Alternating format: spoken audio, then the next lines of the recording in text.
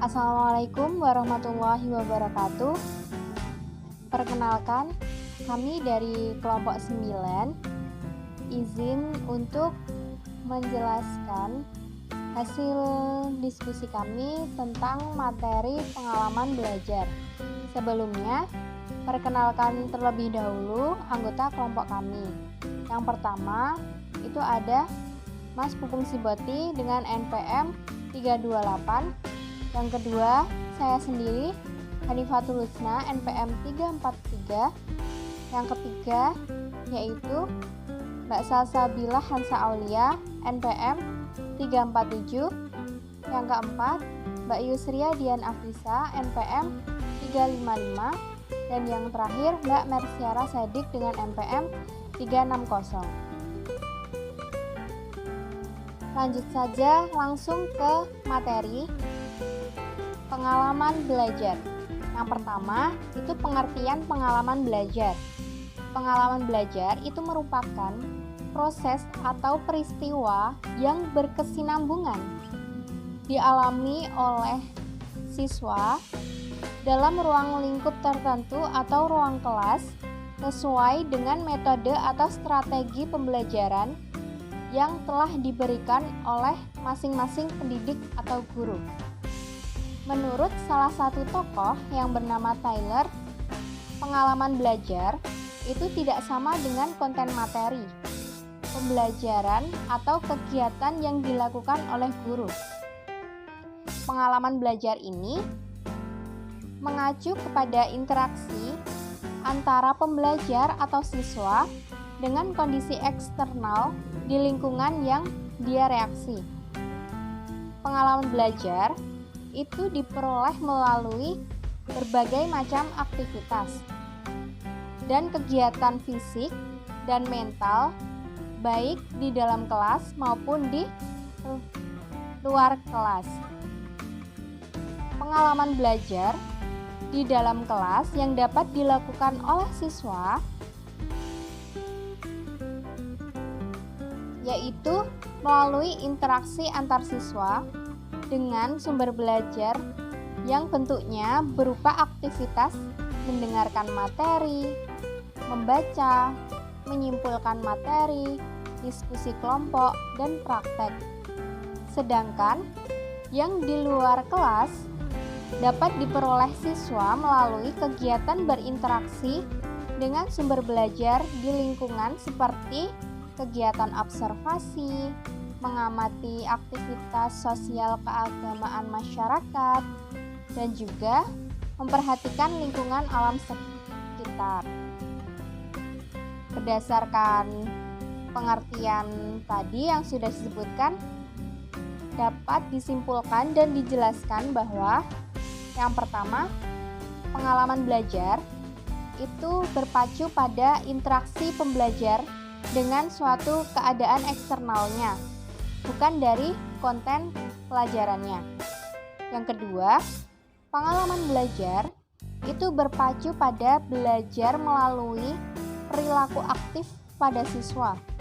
Yang kedua, proses belajar ini dimiliki oleh siswa ketika siswa tersebut sudah mengikuti suatu kegiatan belajar mengajar.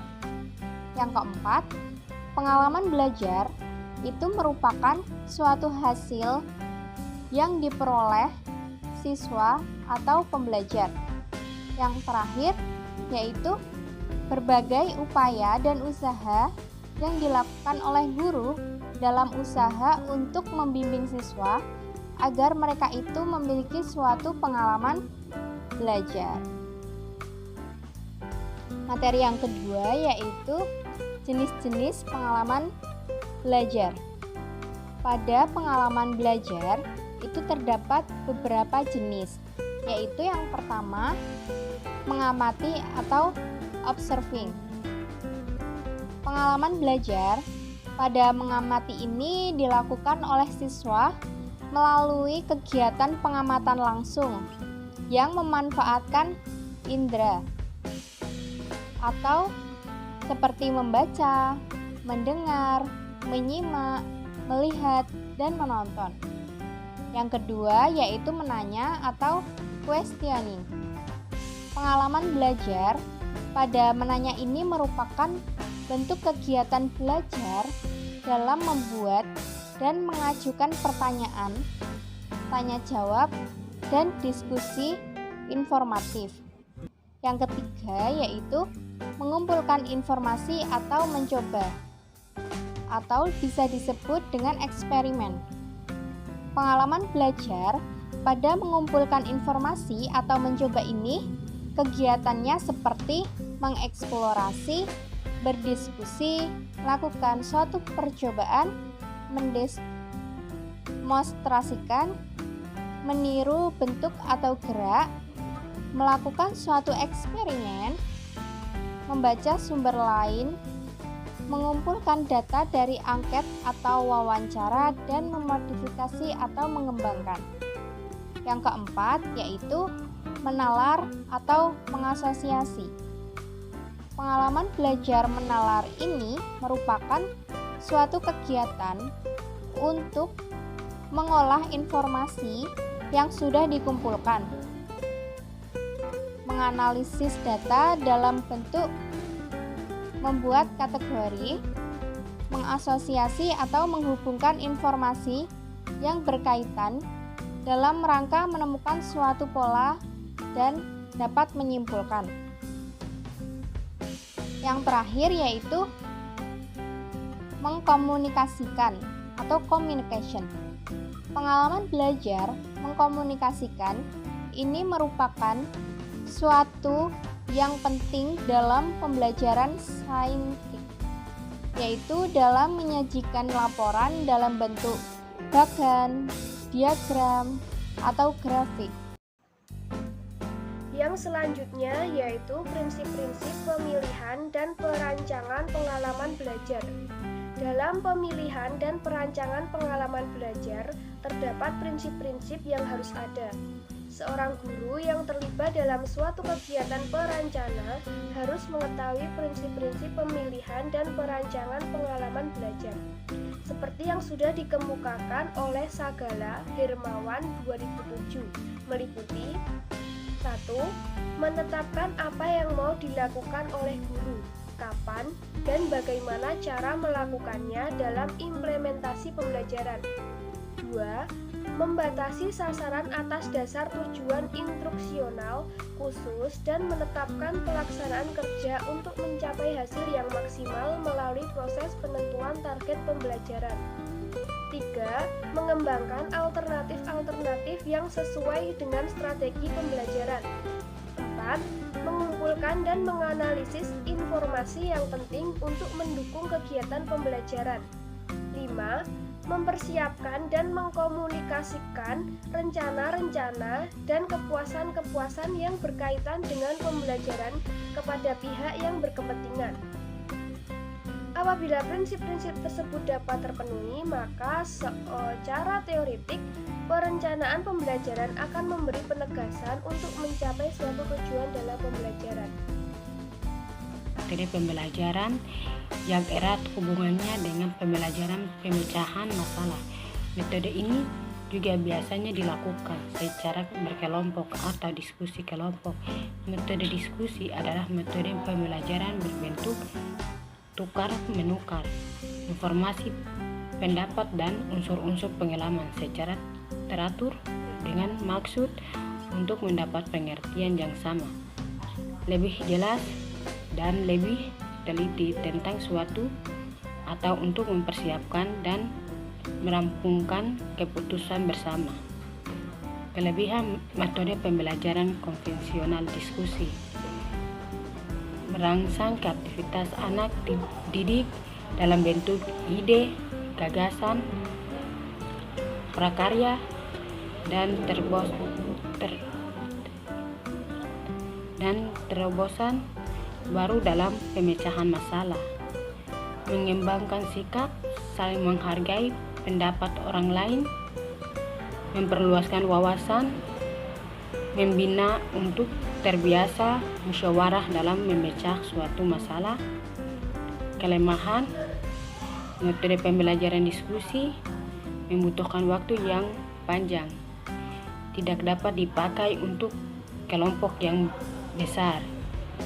Peserta mendapat informasi yang terbatas, diskusi orang-orang yang suka berbicara atau ingin menonjolkan diri. 4. Metode pembelajaran realisasi. Macam metode pembelajaran selanjutnya adalah realisasi. Metode pembelajaran realisasi merupakan metode mengajar dan siswa diharuskan membuat resumen tentang materi yang sudah disampaikan guru dengan menulisnya pada kertas dan menggunakan bahasa sendiri. Kelebihan metode pembelajaran realisasi, siswa menjadi lebih ingat dengan materi karena telah menulisnya dengan resumen.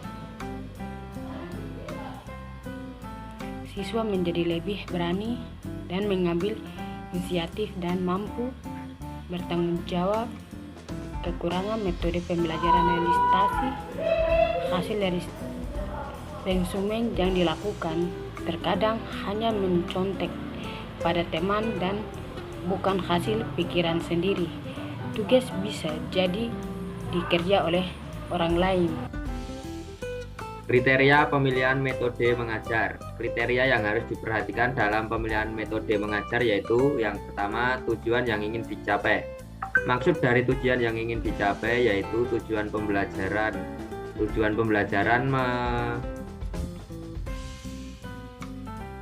merupakan suatu yang menggambarkan tentang perubahan tingkah laku apa yang akan diperoleh siswa sebagai akibat dan pengajaran. Dalam sistem pengajaran, tujuan harus dapat memberikan gambaran yang jelas tentang bentuk tingkah laku yang diharapkan dapat dimiliki siswa. Karena itu, tujuan harus merupakan suatu rumusan yang bersifat sempit dan spesifik. Dalam menentukan tujuan yang spesifik, harus diperhatikan 3 unsur, yaitu meliputi aspek kognitif, afektif, dan aspek psikomotor. Yang kedua, faktor siswa.